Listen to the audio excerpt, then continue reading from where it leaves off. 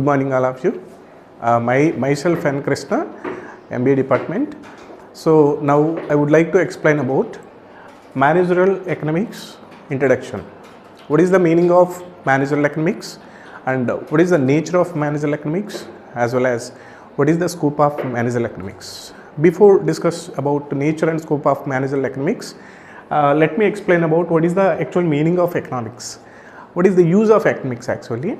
So what is the definition of economics? Is a social science. Economics is normally social science. It is directed to satisfaction of needs and wants of the people by allocation of scarce resources towards alternative uses.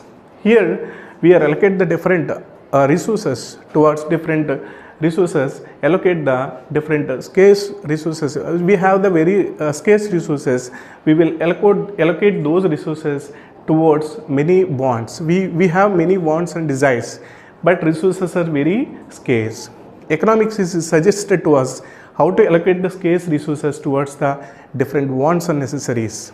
So what is the basic economics use for the economy, for the people, for the nation, for the firm, for the companies? So it is basically economics is useful for, so very useful for the economy especially. Why? Because here economy it has faces many problems like inflation, deflation, economy fluctuations, and other economical conditions also. So by using economics only we are control those inflation and deflation, as well as many fluctuations happening in the country economy as well as company also. So here basically economics is divided into two categories like microeconomics and macroeconomics. Microeconomics is completely explain about small things like firm economical matters, single individual family economical matters. So coming to the macroeconomics, it is completely explain about major economical conditions of economies as well as big organizations, planning, policies, everything.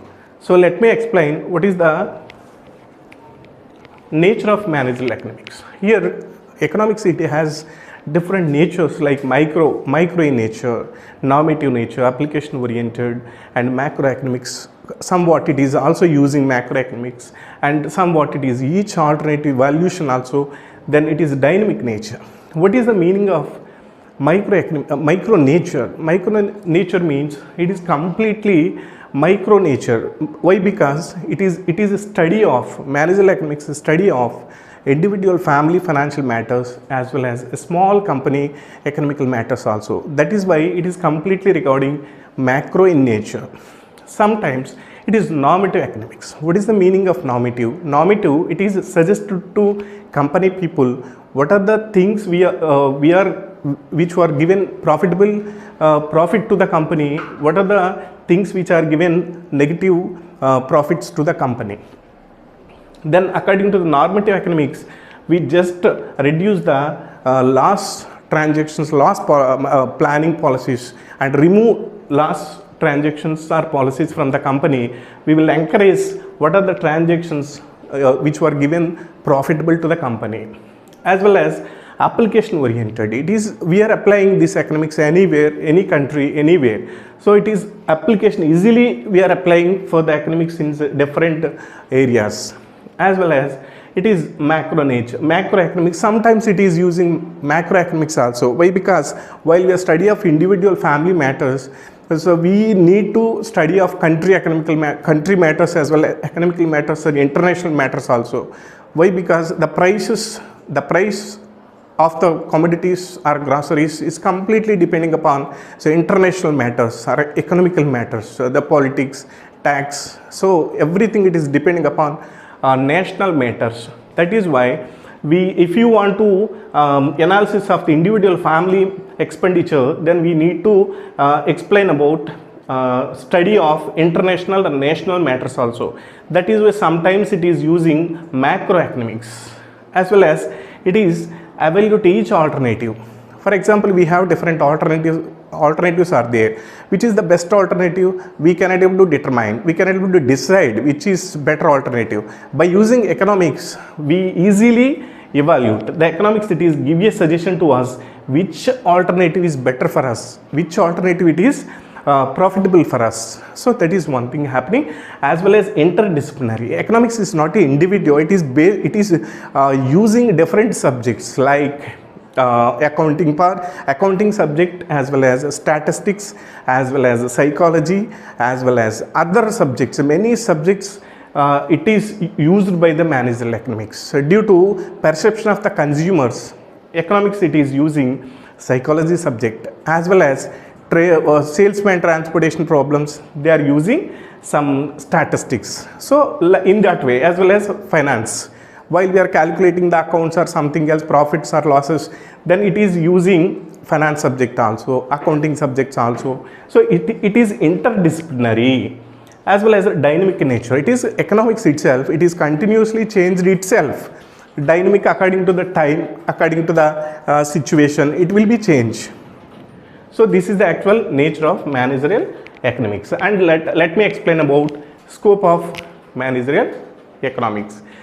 Here, what is the scope of managerial economics means? Demand analysis and forecasting. So we need a company, it is before starting or after starting, the company need estimation of the demand or forecasting of the demand. What is the purpose of demand analysis or forecasting? So for example, the company it is producing of some 1,000 products to this year, and they may be increased by next year 2,000 products. So depending upon the forecasting or estimation, they will try to increase the production. So how to guess the next demand, next year demand? By using economics, we have to do like demand analysis as well as forecasting. So basing on that, we will try making a plan for the next production, as well as cost analysis. Cost analysis means how much cost we are incurred, and each and every raw material, variable cost, fixed cost and other costs. So we are making an analysis of costs. So what is the cost analysis useful for us? So we will try to reduce the cost for every product. Then only we having some competitive advantage. Otherwise, everybody they are giving a product for 5 rupees. We will try to given the product for 4 rupees. So when we will given the product for 4 rupees, we will reducing the cost. So when we are reducing the cost, we will make more analysis on input factors or production factors. So then only we will try to reduce the cost of the product. So the cost analysis are also done by the managerial economics, as well as production analysis. Production analysis means there are different factors we are using for the input. We are getting some output like goods and services. What are the factors we are supposed to be given for the production analysis? Like input factors like raw material, manpower, money, information and other input factors we are given as a input. We are getting like goods and services, we are getting like output. So that analysis is also clearly mentioned in the managerial economics. Next, pricing policy. Pricing policy is not a simple thing. So many people they thought like pricing policies it is very easy thing. Due to we are producing of the product, then obviously we are decide the price of the product. So we and ourselves cannot able to decide the price of the product due to there are many competitors are there. We are considered those competitors prices, as well as there are many factors we are considered, not only competitors and other factors also we are considered. Then only we will decide the price of the product. So how to decide the actual price of the product? So cost plus pricing, psychological pricing, penetration pricing and skimming pricing. There are different methods in pricing policy. So those pricing policies clearly mentioned in the managerial economics.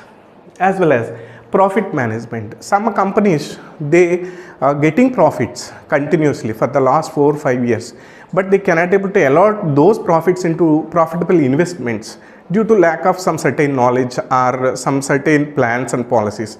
The economics it is suggest to us we will make a plan and how to invest that amount into the various investment proposals, and where we are supposed to be invest the amount in the various profitable investment proposals. Here profit management, that is the profit management. And next, capital management. So while we are starting the business, we are invest the crores and crores rupees, 1,000 crores, 2,000 crores. That capital management very necessary. Is it 5 rupees or 10 rupees or 100 rupees? It is 1,000 crores business. At the beginning of the company, we will invest 2,000 crores or 3,000 crores into the business. Then we need some certain capital management. Of course, capital it is divided into two categories like fixed capital, working capital. Fixed capital, it is at the beginning time we are purchasing of the fixed assets like land, machinery and other assets like buildings, like that, machineries. So coming to the working capital, it is a circulation of the money into the business for the day-by-day transactions. So that is the working capital. There are two categories. Actually, meaning of capital is invested by the owner into the business. Capital is nothing but the owner, he may invest the money into the business. That is the capital management. Next, so demand. Here, what is the meaning of the demand? Demand is very necessary for the products. Due to if you producing of the products, it is easy thing. For example, you are taking the loan from the bank, you are establishment of the plant, then you are producing of the some goods and services. Unless and until it is very easy thing, that then later it is very typical task is marketing. How to market. So when we will market, there is some certain demand is necessary. So what is the meaning of the demand? What are the types of demands? So now we will see. So what is the meaning of the demand? Affect to desire, want for commodity, which is backed by the ability and willingness to pay for it. The formula is demand equal to desire plus ability to pay as well as will to spend. Is there any product having demand? So we need three things like desire. First of all, people they having some desire to purchasing of some certain laptop like Dell or something else. The company it is producing already. Some people they having the desire to purchasing of that particular laptop. Then 30% demand it will be created. Not 100%, 30% demand it will be created. And later we need 70% of the demand will be created by ability to pay. Desire is not necessary. Desire it is not enough for the create the demand. Due to ability to pay, we having some financial stability is necessary for create the demand. Otherwise, I have the desire to purchasing of the desired car, but I didn't have certain enough money. Then there is no demand created. So like that, desire, ability as well as willing. So I have the money. I have the financial ability, I have the desire, but even though sometimes the product it is not having demand due to will to spend. Some people they may not come forward to spend the amount. So many people they don't want to spend the money for purchasing of luxurious goods. Then there is no demand for that product. So if the product having the demand, if the product it has demand, only desire as well as ability as well as spending also will to spend, so then demand is created for one product. And next, law of demand is there. What is the law of demand actually? What is the relationship between the price and the demand? So there is a law. Like here, law of demand definition. Law of demand is states that people will buy more at lower price as well as buy less at high price. So other things remaining the same. So actually we have seen lot of examples for this. So anywhere the price it will be reduced, people will try to purchasing more things. The price it will be increased, then people will reduce the price. I mean they will try to purchasing of the less things. It is we are calling like law of demand. So for this is the example for explain for the law of demand, like price of the commodity and quantity of the demand. So clearly we have seen here price of the commodity X price 5 rupees is there. Then 5 rupees price people are purchasing 100 quantity of the demand, like people they are purchasing 100 products. So obviously the price it will be reduced from 5 rupees to 4 rupees. The demand of the product it will be increased from 100 to 200. So like this, the price it will be gradually reduced. The demand of the product, the quantity of the demand itself, it is gradually increased. So price and demand it has in some certain relationship. That it will reverse relationship means reverse relationship. So that is we are calling a law of demand. And later, some people, they may be asked, sir, some products, the price it will be increased, even though the people may not go for purchase. Some people, the price it will be reduced, the people may not purchase, the price increase, the people should didn't maybe purchasing of the products. Like law of demand, it is not working some certain places, some certain things. So what are the exceptions? We are calling like exceptions of law of demand. So where law of demand it is not working, so these points I will explain about what are the area. So law of demand it is not working. What is the basic law of demand? Price it will be increased, demand it will be reduced. Price it will be reduced, the demand it will be increased. So this is the law of demand. But law of demand it is not working in this area, like Giffen paradox, Veblen, speculation, consumer, psychological bias, necessary, fear of shortage, ignorance, and blind loyalty. Let me explain about the Giffen paradox. Giffen paradox with cheap things while reduce the price of the cheap products, then people they may not purchasing those goods, they going to purchasing of other goods. Then it will be law of demand. It is not working over here. As well as Veblen goods. Veblen goods means luxurious goods. Luxurious goods, the price it will be reduced, the price of the product it will be reduced. The people also they may not purchase those goods due to prestigious goods. For example, one car is there, so very price, it has very high price car, for example 1 crore rupees. That car price it will be reduced for 1 crore to 50 lakhs. Then people they may not purchase due to the price it will be reduced, the prestigious thing. The price it is increased 1 crore to 3 crores. Then people will try to purchasing more and more. Due to Veblen goods is completely prestigious goods. While price it will be increased, people will try to purchase. As well as speculation. In that speculation area also we will observe law of demand it is not working. So the price of the share it will be increased. Then people will price it will be increased, demand it will be reduced actually. But here price it will be increased, demand also increased. What is the reason? Price of the share today 100 rupees, it will be tomorrow 200 rupees, and the day after tomorrow 300 rupees. Gradually the price of the share it will be increased. Even though people will try to purchase more and more rather than stop the purchase, due to their expectation is after 5 or 4 days, after 1 week, it will be increased more and more.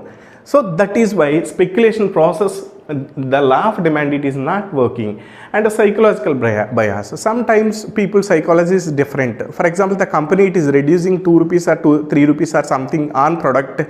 The people will not purchase that. The price it is actually reduced. The people may not purchase due to their psychological bias. Their thought is if the price it will be reduced, the quality it will be reduced. I think they are thinking in such a way. The company is actually reduce the price. It's not basing on quality, but people they may perceive that information in such a way.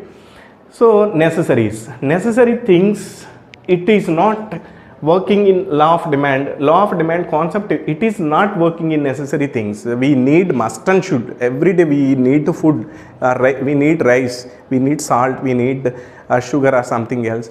So must and should, we need some certain goods.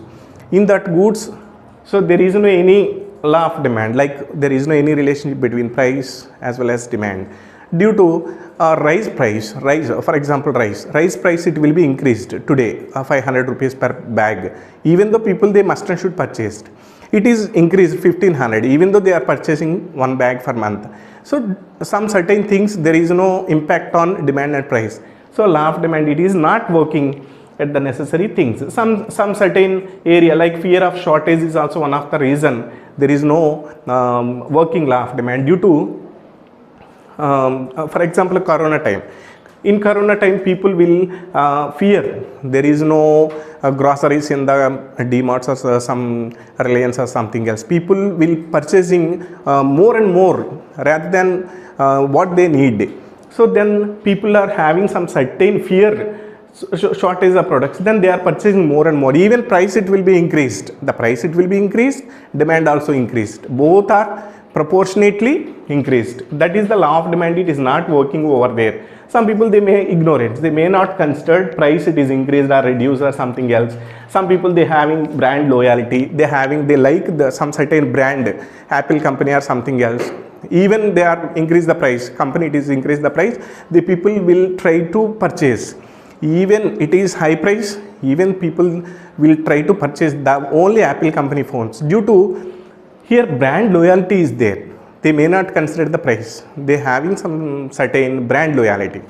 So that is the thing happening in exceptions of law of demand. And the next, elasticity of the demand. So till now we have discussed about relationship between the price and demand. Here elasticity of the demand. What is the meaning of the elasticity of the demand? The percentage change in the quantity of the demand, it is caused to the change in the demand determinant. It is also elasticity of the demand. The percentage change in the quantity of the demand, it causes to change in the demand determinant. So here what is the change happening while change happening in the demand determinants? Demand determinants means there are few things completely change the demand, either increase the demand or reduce the demand. Demand is always dependable, not an independent factor. Why? Because there are some factors completely influence the demand. Basing on these factors, demand it will be changed, either increase or reduced. Here there are four basic elasticity of the demand is there. So price elasticity of the demand, income elasticity of the demand, cross elasticity of the demand, promotional elasticity of the demand. What is the meaning of price elasticity of the demand means? What is the relationship between the price? What is the change happening in the quantity of the demand while change in the price of the product? For example, 1 rupee change in the price of the product. What is the change happening quantity of the demand? That is the price elasticity, as well as income elasticity. If the people income it will be increased some certain percentage, what is the change happening in the quantity of the demand, as well as cross elasticity. So cross elasticity means here substitute products are there. For example, some tea price it will be increased, some tea price it will be increased, the demand of the coffee it will be changed. This is the actual cross elasticity. If the price of the coffee it will be changed, the quantity of the demand of tea it will be changed. That is the cross elasticity. Promotional elasticity. Promotional elasticity means advertisement. For example, the company it is giving some certain advertisement. Before advertisement, what is the demand of the product? And after advertisement, what is the change happening in the sales or demand of the products? So this is the promotional elasticity. And the next, production cost analysis. Here we will discuss about what is the production and what is the cost happening in the production factors. So here we will discuss about the production and cost analysis. Production refers to transformation of inputs into output. Actually, what is the meaning of the production? Production is nothing but refers to transformation of inputs into output. For example, it is a mathematical representation and functional relationship with the physical input into and physical output. In any production area, we will give you input, some certain inputs, like we are calling like production factors. We are getting some certain output like products or services.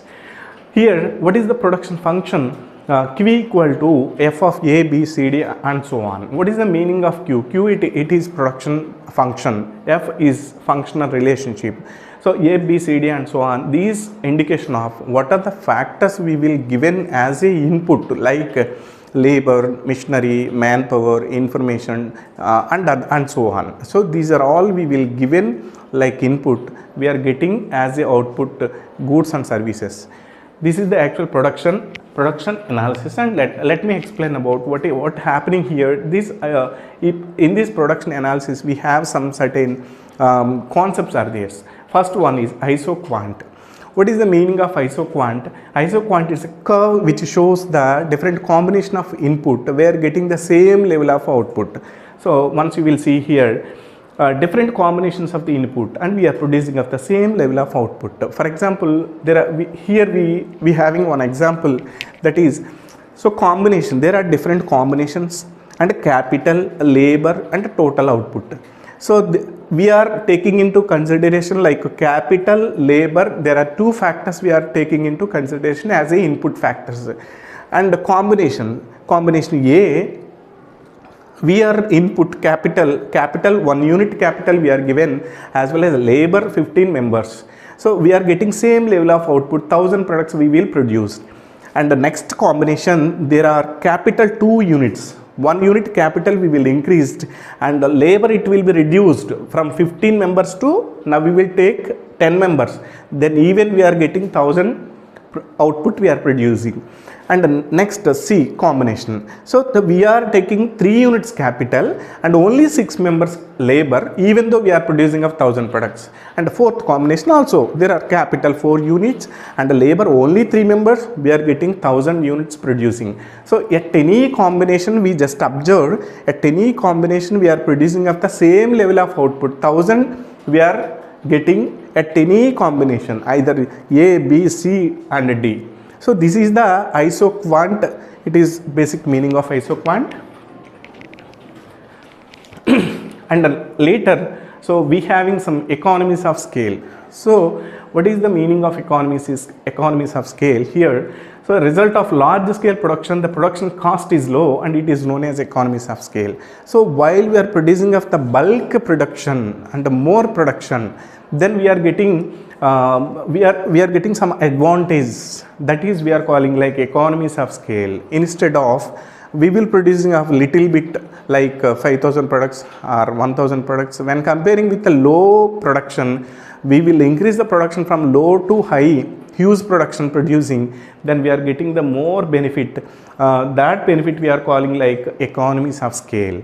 So what are the types of economies of scale here? There are two broad categories like internal economies and external economies. What is the internal economy? So while we are discussing about internal economies, labor, technical and managerial, marketing and financial.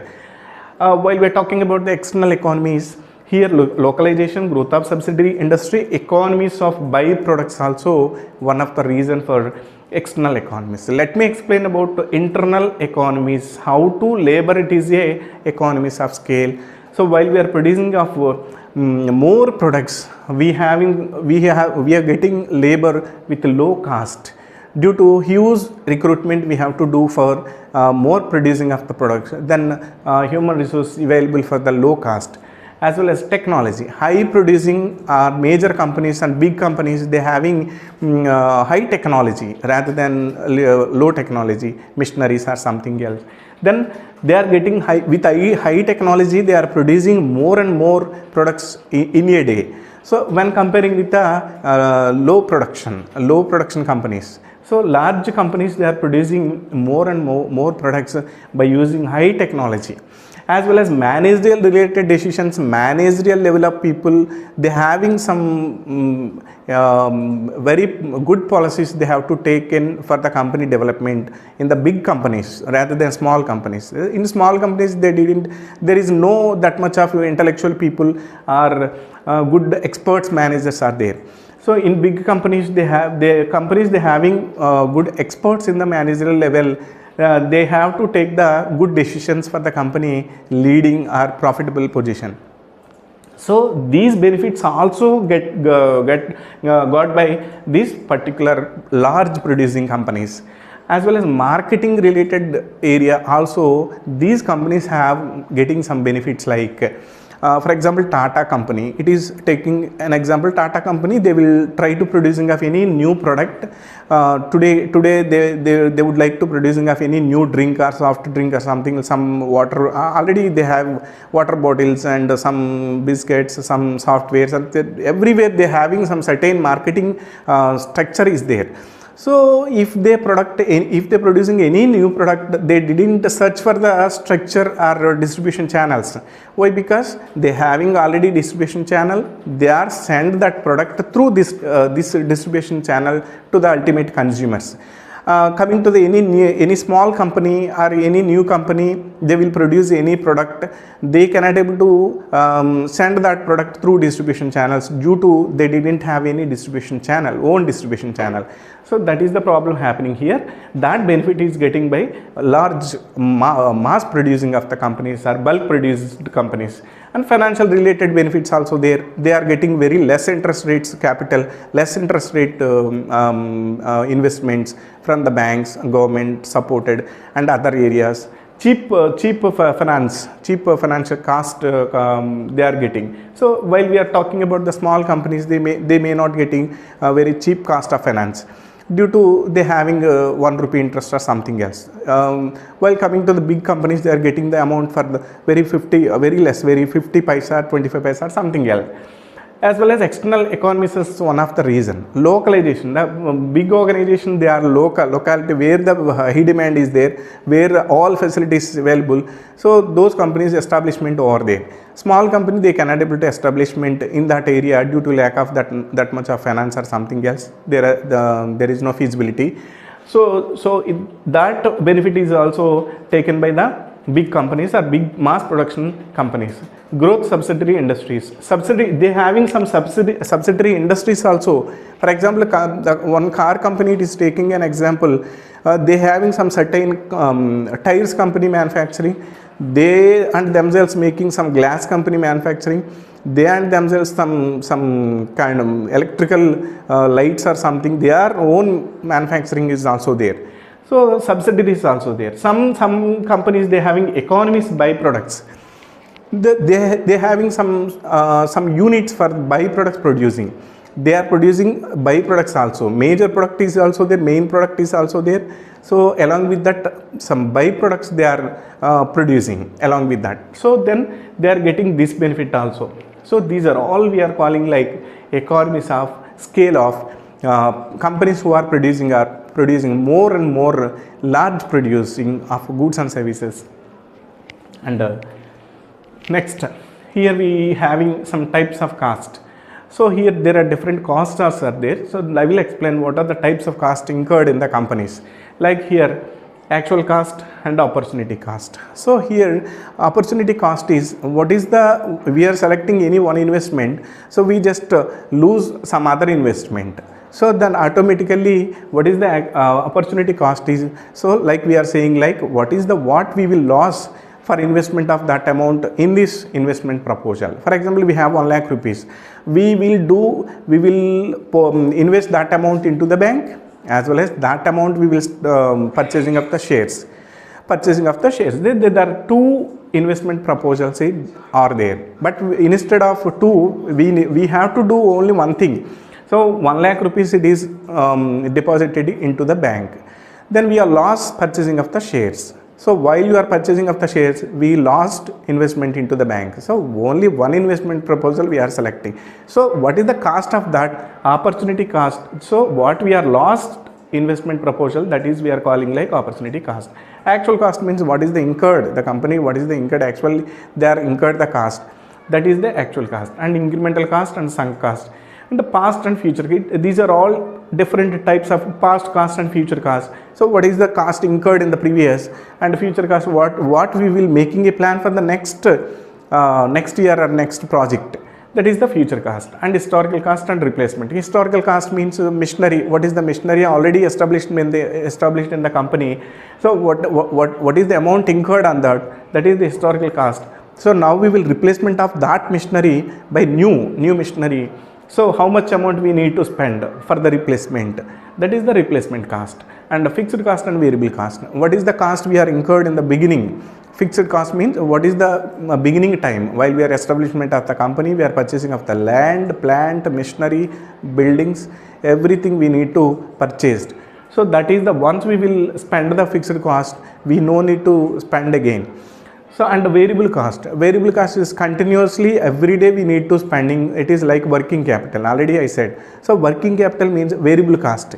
Variable cost is the daily spending, like we need to pay the salaries, wages, electrical charges and some other expenditures.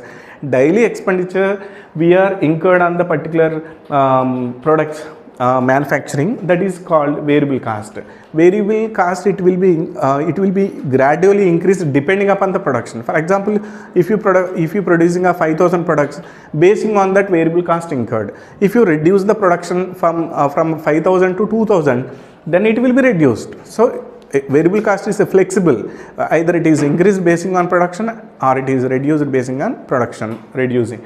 So short run, long term. If you are spending more long run, so in future for 4 or 5 years future, you are considered future view of future, then you are spending future cost and long term cost, and short run within within 6 months or 1 year you are concerned, then you are spending that amount. So that is the short run. And direct and indirect, some costs directly we are spending, some costs there is no directly cost, because some costs we cannot able to define due to plant manager and company manager. Some people, they are working in the company for all departments, finance department, HR department, production. So every department they are working for the all departments. Then we cannot able to divide that expenditure, that salary coming to regarding that particular department, this salary which was not regarding this production department, and so we cannot able to decide, we cannot able to divide that amount.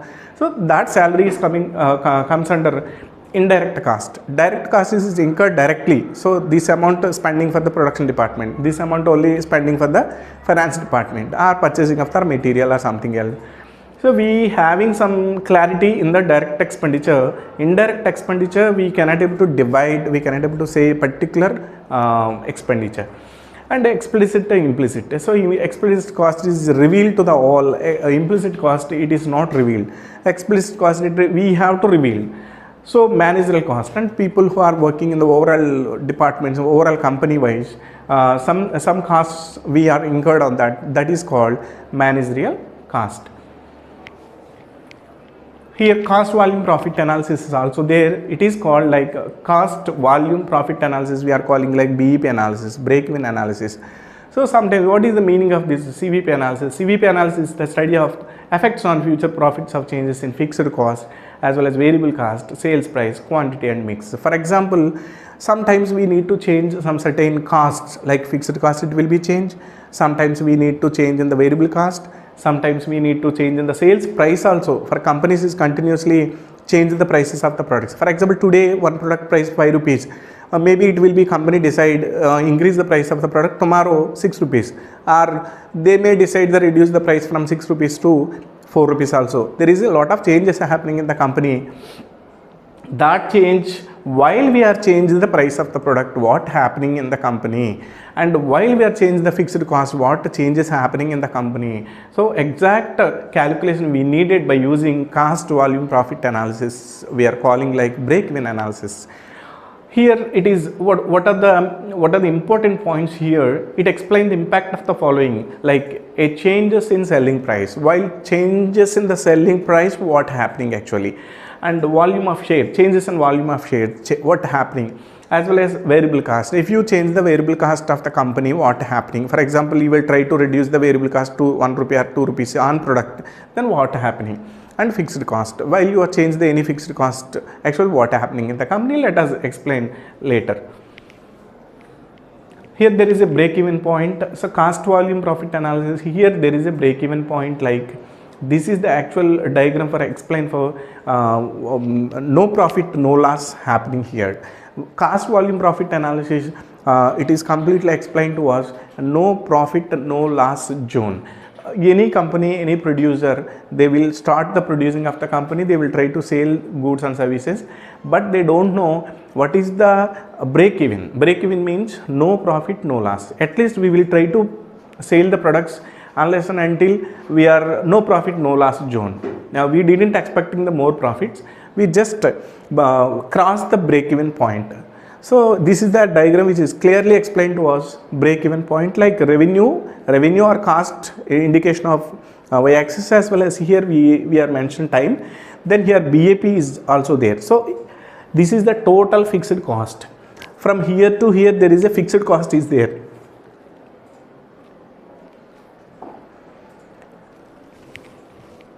Here there is a fixed cost is there. So this is completely last zone. Once you are observed from here to here there is a loss zone due to total fixed cost is covered from here to here. For example, in the beginning we are spending crores and crores rupees, so that amount which was not recovered for some time, some years, so that is why we cannot able to getting the profit unless and until the recovery of fixed cost.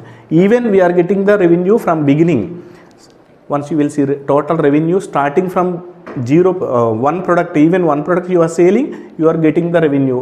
Revenue it is starting from here, even though you are maybe loss zone, due to you cannot able to getting the profit due to, so your recovery of the total fixed cost.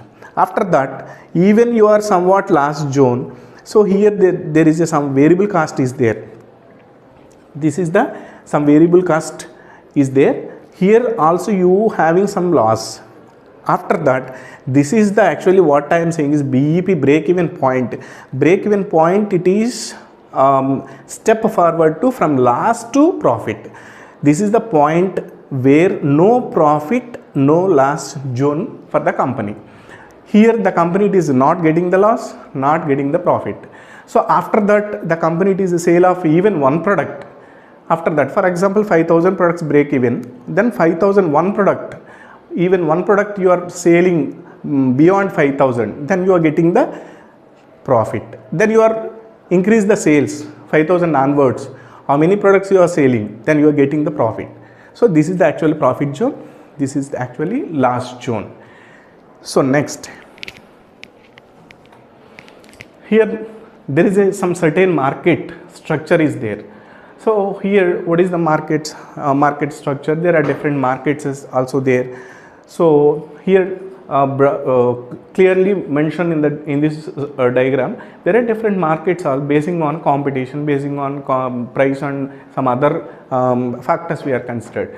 Market structure, here there is basically two types, like perfect competition and imperfect competition. So perfect competition means basing on there is a competition is between price and demand, only price and demand. The competition between the price and demand, it is calling like perfect competition.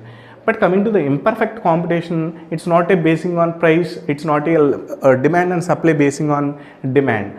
So perfect market is completely coming to the demand and supply, it is determine the price of the product.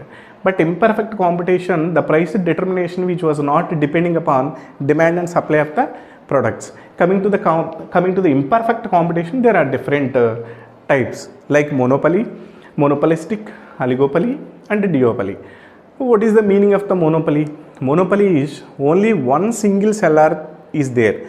In the market, there is no any competitors. Only one single seller, he may sell the products. So no other competitor in the market. So while in the monopoly, what happening? People they having the companies they may didn't have any competitor. Then what is that is the reason they will try to making a high price. They will decide the high price. That is why we are calling like they are price makers. They are price makers rather than price takers. Price takers means already decided price. Market itself it is decide the price. Then we are taking that price for selling of the products. Then price takers. But here monopoly companies, they are completely price makers. Makers means they decide the price due to no competitors in the country or anywhere. So no competitors in that market especially. So monopolistic, there are two members, two sellers are there. Somewhat competition is there. For example, petroleum, there are 2, 3, 4 companies are there. Very less competitors. Even though there is some certain competition is there, some little bit competition is there. So when comparing with the monopoly, it is somewhat better. These people sometimes they are price takers or sometimes they are price makers also. Why we are saying like this, price makers, price takers? These people amalgamated each other, then they are make the price. Otherwise, they having some competition, then they are price takers only. They cannot able to decide the price. As well as oligopoly. Oligopoly is completely depending upon buyers, number of buyers. How many, 2 buyers or 3 buyers. Basing on buyers, we will divide the competition, oligopoly and duopoly. So here important point is perfect competition. Every company it has very healthy competition we need. Healthy competition we need, it is available in the perfect competition. Only perfect competition price determination is basically depending upon supply and demand of the product. For example, any company, they would like to sell the product into the market, they cannot able to decide the price. Once they are enter into the market, then there is a number of buyers are there, number of sellers are there is a somewhat competition, then they will decide the price of the product. So already price is determined in the market, that price we will take and sell our product into the market. If you getting the loss, okay. If you getting the profit, okay. If you getting the loss, you are exit from the market.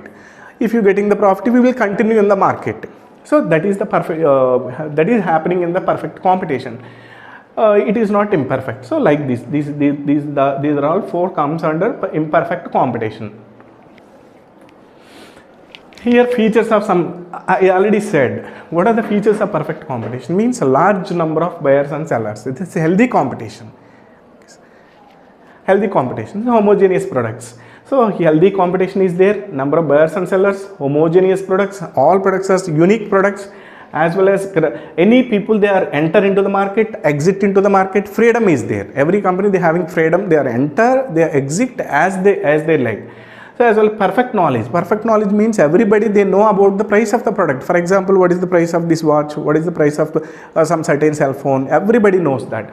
So exists in single price. There is no different prices are there. Number of people they may not decide the price. Unique price is there. That price is depending upon decided by supply and demand of the product. And no transportation cost. There is no any transportation cost like here that price is same. Delhi in that price is same. Any other way the price is same. There is no transportation cost imposed on the particular product in the perfect competition. Thank you.